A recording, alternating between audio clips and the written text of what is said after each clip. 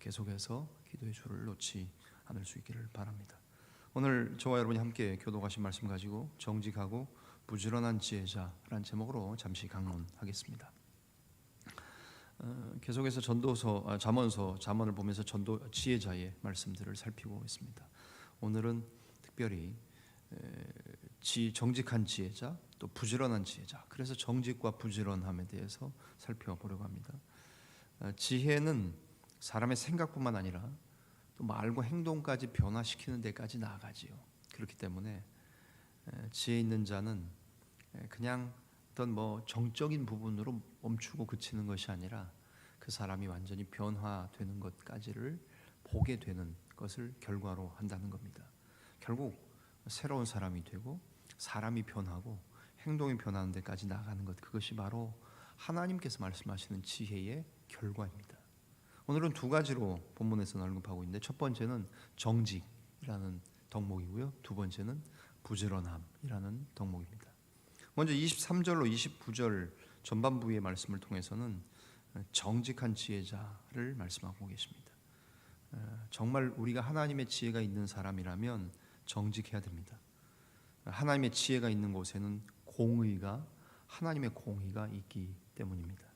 그래서 공의로우신 하나님의 자녀이지 않습니까? 저와 여러분들이. 그러면 아버지가 어떠하면 자녀도 그러해야 돼요. 그러지 않는 경우도 있겠지만 부모의 DNA를 물려받는 겁니다. 우리 아버지가 거룩하신데 우리가 거룩하지 않다는 건 말이 안 되는 거죠. 그런 차원에서 하나님의 지혜가 있다면 하나님 그분이 공의로우시기 때문에 우리도 또한 공의로워야 된다는 겁니다. 특별히 재판할 때 얘기를 언급하고 있죠. 23절, 이것도 지혜로운 자들의 말씀이라 재판할 때에 낯을 보아주는 것이 옳지 못하니라. 그 사람 입장을 헤아려 주지 말라는 겁니다. 그게 편벽되이 행하는 거고 공정하지 못하고 오히려 굽게 판결하는 이유가 된다는 이야기지 않습니까? 24절, 악인에게 내가 옳다 하는 자는 백성에게 저주를 받을 것이고 국민에게 미움을 받으려니와 오직 그를, 악인은 어떻게 돼요? 견책하는 거지요. 견책하는 자는 기쁨을 얻을 것이요 또 좋은 복을 받으리라. 그러니까 정에 끌려서 하지 말라는 겁니다. 어떤 면에서 잠언서, 전도서, 구약 성경에서 나오는 상당히 많은 지혜에 대한 부분이 이런 부분 아닙니까? 대부분 우리는 부자나 강자들만 봐주지 말라는 얘기로만 생각하지만 잠언서에도 얘기하지만 가난하다고 편들지 말라는 말씀도 있어요. 그죠? 기억하십니까? 성경 많이 읽으시는 분들. 또 그가 억울하다고 그 사람만 편들어주지 말라는 거예요. 하나님은 어떤 하나님이세요? 물론 고아와 과부의 하나님이세요. 그들을 하나님 우선적으로 챙기세요. 그러나 그것도 또 다른 편견과 또 다른 정의가 실행되지 못하게 하는 것은 하나님 원치 않으신다는 거예요. 똑같은 상황에서는 고아와 과부를 편을 들지만 그렇다고 내가 정에 끌려서 온정주의로, 그래서 재판을 굽게 하는 것 하지 말라는 말씀하고 같은 맥락이지요. 그러면서 정직하게 증언하는 것은 지극히 당연한 일입니다. 28절, 너는 까닭 없이 내 이웃을 쳐서 증인이 되지 말며 내 입술로 속이지 말지니라. 뇌물이나 외부의 압력을 받아 부당한 판결 내리거나 거짓 증언하는 것, 하나님의 지혜를 거부하는 행위라고 말씀하십니다. 결국 하나님의 말씀이 정직하고 그 행사가 다 진실하신 하나님이시지 않습니까? 그것처럼 우리 입에서 나오는 모든 말 정직해야 되고 행동은 모두 진실해야 한다는 말씀입니다. 우리 이익을 위해서 다른 사람을 속이는 것, 그건 절대로 하면 안 되는 일이죠. 설령 그렇게 사람은 속일 수 있다고 하지만 하나님은 모든 것을 아시지 않습니까? 대표적으로 우리 사도행전에서 아나니아와 삽비라 사건 보시지 않습니까? 땅을 팔고 사도들에게 내놓고 재산을 교회에 내놓는 것이 유행이었잖아요. 그러니까 사람들이 와 칭찬하고 막 박수했습니까 그때? 그러니까 아나니아와 삽비라도 우리도 좀 영광을 얻고 싶은데, 우리도 좀 인기를 누리고 싶은데, 그래서 자기들도 팔았어요. 그런데 막상 바치려고 하니까 아까웠잖아요. 그래서 어떻게 해요? 판 것의 일부를 감추잖아요. 베드로가 묻지 않습니까? 이게 다냐? 답니다. 사람은 속일 수 있어요. 우리도 마찬가지 아닙니까? 목사도 마찬가지예요. 교회 와서 가면 쓰고 목회할 수 있어요. 그러나 살아계신 하나님 앞에서 누가 속일 수 있겠습니까? 그러니까 하나님을 두려워하고 하나님 앞에서 우리가 산다면, 정직하고 하나님의 지혜가 있는 사람이라면 하나님의 공의로우심과 같이 우리도 공의로워야 된다는 말씀이에요. 그렇기 때문에 항상 정직한 말, 각 사람들에게 꼭 필요한 말, 그렇게 하라는 것 아닙니까? 26절. 그래서 적당한 말, 해야 되는 말, 26절에 있는 것처럼 적당한 말은 어때요? 입맞춤과 하다는 거예요. 참 좋은 일이라는 거잖아요. 그것을 주님 말씀하십니다. 사람들에게 진실하고 또 참된 말을 해주는 참된 친구가 될 것을 주님 말씀하십니다. 또 나한테 거짓 증언으로 해를 가한 사람이 있을 때 대부분 우리는 뭐합니까? 보복하고 복수합니다. 여러분들 안 그러십니까? 저는 제 안에 못된 속성이 있어서 제가 웬만해서는 말로는 안 져요. 누가 저를 무시했잖아요? 그 반드시 돌려줘야 된다는 그 못된 본성이 저에게 있어서요. 그래서 여러분들은 저를 잘 아직 모르시잖아요. 그래서 저 원래 그런 사람입니다. 정말. 그래서 이게 누가 저를 한번 꽉 밟아요. 그러면 어떻게 하면 돌려줄까? 이 생각하고 앉아 있어요. 여러분들 안 그러시죠? 저만 그렇죠? 네, 다들 그렇게 보시는 눈길이세요? 네. 보복하고 복수하지 말라고 말씀하시잖아요. 29절. 너는 그가 내게 행함 같이 나도 그에게 행하여 그가 행한 대로 그 사람에게 갚겠다 말하지 말지니라. 그렇게 하지 말라고 주님 말씀하고 계시지요. 그런 면에서 복수는 하나님의 영역입니다. 로마서 12장에 나오는 것처럼 원수가 하는 것 하나님께 있습니다. 우리가 오히려 그들을 축복하는 것, 그것이 보복하는 방법이라고 말씀하지 않습니까? 하나님의 백성은 집 밖에서 일하며 삶의 터전을 마련할 때나 집 안에서 가정을 꾸려갈 때나 한결같이 정직하게 말하고 행동할 것을 말씀합니다. 27절. 내 일을 밖에서 다스리며 너를 위하여 밭에서 준비하고 그 후에 내 집을 세울지니라고 말씀하십니다. 그렇기 때문에 언제 어디서나 정직하게 살아감으로써 거짓과 배신과 편법이 난무한 지금 우리 시대 아닙니까? 이런 세상 속에서 빛을 발하는 거룩한 하나님의 사람이 되기를 원하십니다. 정직한 지혜자가 되십시오. 두 번째 자 마지막 무엇입니까? 부지런한 지혜자가 되라는 겁니다. 30절로 34절 후반절입니다. 지혜 있는 사람의 또 다른 특징은 부지런함이라는 겁니다. 결국 잠언은 끊임없이 게으름에 대해 말합니다. 물론 현대사회에서는 아무것도 안 하고 멍 때리기, 저희 용산 살 때 이렇게 반포대교 이렇게 맨날 운동하러 저녁에 나가고 막 그러는데요. 가끔씩 거기 잠수교 밑에 차 막아놓고 멍 때리기 대회 하고 있어요. 야, 그래서 많은 젊은이들이 뭐 이렇게 쿠션 같은 거 놓고 누가 멍 때리기 오래 하나 그거 하고 있어요. 물론 그것이 묵상이라면 좋죠. 하나님의 말씀 묵상하는 것. 기독교의 묵상은 다른 종교의 명상과는 다르다는 것은 여러분 다 아시지 않습니까? 모든 종교의 명상은 다 자기 비움으로 갑니다. 그걸로 끝나요. 그러나 기독교의 묵상은 자기 비움은 물론이겠지만 말씀으로 채우고 하나님으로 채우고 하나님의 성령으로 채우는 것이 기독교의 묵상의 다른 본질적인 차이예요. 근데 명상하고 멍 때리는 것은 제가 볼 때 무념무상으로 가는 거지 말씀을 집어넣는 건 아니에요. 그런 차원에서 오늘 우리는 잠언에서 계속 말씀하는 게 뭡니까? 하나님 앞에서 부지런하라는 겁니다. 게으르고 나태함은 성경에서 말하는 지혜와는 거리가 멀다는 거예요. 자, 30절 보십니까? 30절. 내가 게으른 자의 밭, 지혜 없는 자의 포도원을 지나며 보았다. 병행구라는 것은 같은 것들을 많이 쓰잖아요. 30절. 게으른 자의 밭이나 지혜 없는 자의 포도원은 지혜자가 지나면서 보았던 안 좋은 사례라는 거예요. 그런 차원에서 게으른 자의 밭, 엉망이었겠죠. 또한 동시에 어때요? 지혜 없는 자의 포도원도 엉망이었을 거라는 거예요. 31절에 얘기하지 않습니까? 어떤 상태였어요? 가시덤불이 그 전부에 퍼졌고 그 지면이 거친 풀로 덮였고 돌담이 무너져 있는 상태였다는 거예요. 크리스찬들은 어떤 사람들입니까? 게으르고 방치하고 나태하고 태만하는 것. 그래서 초대교회 중세 시대에 7가지 죄악을 얘기할 때 deadly seven sins, 그죠?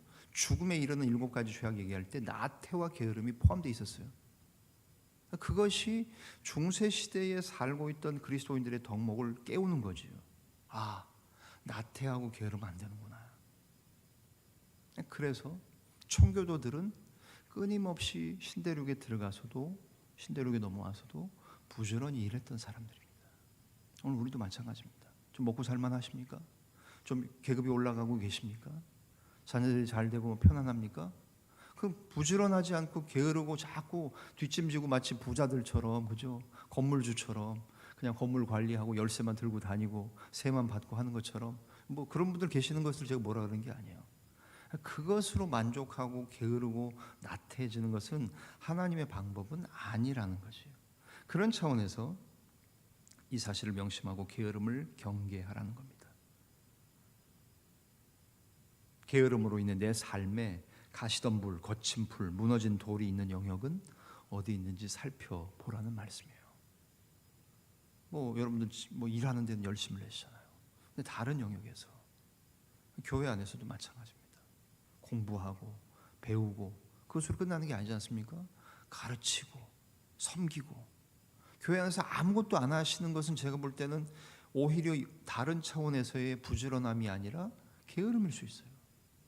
내가 이 정도 됐으니까, 이 정도 교회 다녔으니까, 이 정도 직분을 받았으니까 이제는 좀 일에서 물러난다. 우리 교회도 이제 12월 31일 되면 이제 권사님들 은퇴합니다만 하시는 분들이 있어요. 뭐 다녔던 큰 교회들 이렇게 보면 은퇴하면 다들 일을 안 하신다고 생각해요. 저는 그렇지 않아요. 그래서 용어 바꾸자고 제가 자꾸 주창하는 사람 중에 하나인데, 사역 전환 예배다. 은퇴 감사 예배가 아니라 사역을 전환하는 거예요. 현역에서 현직에서 앞에서 열심히 일하던 사람이 조금 뒤로 한가한 상황에서 다른 일 찾아서 열심히 하자는 거예요. 그런 차원이죠. 하나님 앞에서 자꾸만 뒤로 해야 될 일을 미루면 어떻게 돼요? 여기 나오는 것처럼 33절, 좀 더 자자, 좀 더 졸자, 손을 모으고 좀 더 누워 있자 하니, 그렇게 되면 결국은 어떻습니까? 34절, 내 빈궁이 강도같이 오며 내 곤핍이 군사같이 이르리라. 이제 1월 첫째 주부터 뭐 주일 오후 예배를 성경 공부 스타일로 좀 바꾸려고 하기 때문에, 하게 되면 이제 여러분 주보에 나가고 있습니다만, 선한 청지기 삶의 스튜어드십에 대해서 얘기합니다. 그때 이제 40에 대해서 얘기할 때 저하고 같이 가셨던 분들은 뭐 몇 번씩 하신 분들도 계십니다만, 시간에 대한 부분도 있습니다. 청지기들은, 뭘 맡은 사람들은 시간 관리 잘 해야 된다는 거예요. 시간은 재물이나 권세와 마찬가지로 하나님이 우리에게 맡기신 거예요. 내 시간이 아니에요. 그런 차원에서 하나님 앞에서 시간을 잘 관리하셔야 된다는 거예요. 한 가지 얘기만 더 하면, 어제 이제 뭐 서울 출장 올라갔다, 그저께 올라갔다 어제 내려왔죠. 국군 기독부인회라고 장군이 된 분들, 부인들이 모이시는 모임이 있어요. 여기도 중부지역, 서울은 뭐 중앙 서울 지역. 장군 부인들에게 권면하라 그래서 갔었어요. 여러분들 기쁨 가운데 계시겠지만 이거 얼마 못 갈 수 있습니다. 오래 못 갑니다. 금방 집에 갈 수 있습니다. 아니, 제가 막 기뻐하는 사람들한테 뼈 때리는 얘기 좀 하고 왔어요. 소중하게 생각하십시오. 얼마나 소중한 일인지 하루하루를 카운트하면서 사십시오. 제가 이제 군생활 595일 남았어요. 오늘부로 세고 있습니다. 밖에 나가려고 하는 게 아니라 군대에서의 사역이 하루하루가 소중해서 더 이상 할 수 없는 군목의 사역, 세면서 사역하는 것처럼 여러분들도 장군 부인이 되셨으면 국군 기독부인에 소중하게 생각하십시오. 그렇게 그런 말 한마디 하고 밥 얻어 먹고 내려왔습니다만, 하나님 앞에서 날 세십시오. 그래서 시편 90편에 모세가 시편 얘기하세요. 우리에게 날 계수함을 가르치셔서 지혜로운 자로 살게 해달라고. 천년만년 사는 것 아닙니다. 올해 가면 내년이 당연히 오고, 내년 가면 후에 후년 오는 것 아닙니다. 더 일할 수 없는 밤이 옵니다. 그거 생각하면 부지런히 살고 하나님 앞에서 최선을 다해서 시간을 관리하며 사는 것, 그것이 하나님이 주신 시간을 소중하게 여기는 것, 그것이 바로 지혜자의 삶이라고 말씀합니다. 오늘 두 가지, 정직, 부지런함. 정직과 부지런함이 우리의 덕목임을 기억하시고, 그것이 곧 하나님의 지혜임을 기억하셔서 여러분이 정직하고 부지런하면 여러분의 아들, 딸들도 정직하고 부지런하게 될 것이며, 여러분을 보는 손자 손녀들도 정직하고 부지런한 삶, 우리 자원교회 공동체도 정직한 분들, 부지런한 분들, 모든 분들이 일하고 섬기고 가만히 있는 사람은 하나도 없고, 어떤 사람은 하나, 둘, 셋, 네 개를 할 수도 있지만 어떤 사람은 노는 공동체가 아니라 모두가 정직하고 모두가 부지런한 우리 자원 공동체, 영적인 가족들, 우리들의 삶이 되어지시기를 주님의 이름으로 간절히 축원합니다. 기도하겠습니다. 살아계신 하나님, 감사합니다. 오늘 주님의 말씀을 통해 세상에서도 정직과 부지런함은 좋은 덕목으로 여겨지는데, 하물며 성도된 우리에게 정직함과 부지런함은 단순히 좋은 덕목을 넘어서서 하나님의 성품, 그리고 우리의 사명과 연관되어 있음을 고백합니다. 하나님의 성품을 따라 정직하게 하시고 하나님이 주신 사명을 위해 더욱 부지런하게 행하는 성도들 다 될 수 있도록 오늘 이 새벽에도 하늘로부터 내리는 은혜와 평강으로 충만케 하여 주시옵소서. 병중에 침상에 누워있는 배성식 집사님, 일반실로는 올라갔지만 여전히 우리 하랑이를 위해서 기도하는 우리 공동체의 기도는 그 기도의 줄을 놓지 않는 저희들 되게 하시며, 크리스마스의 기적을 보겠다고 정말로 하나님 앞에서 저희들 간절한 소망을 가지고 있사오니 배성식 집사님, 하랑이 뿐만 아니라 우리에게는 드러나지 않았고 아직도 가정에서 교회에 나올 수 없어서 힘들어하는 여종, 남종, 어린 종들이 있습니다. 주님, 불쌍히 여겨주시고, 또 특별히 하나님 앞에서 중요한 결정과 결단을 해야 될 때 이제 군문을 나서며 또한 제2의 인생의 후반전을 준비해야 되는 가정들도 있습니다.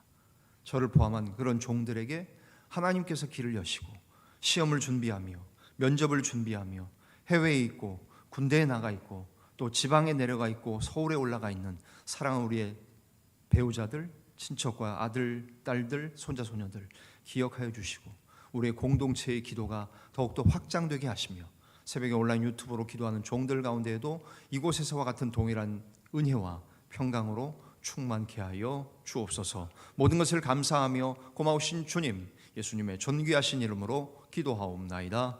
아멘.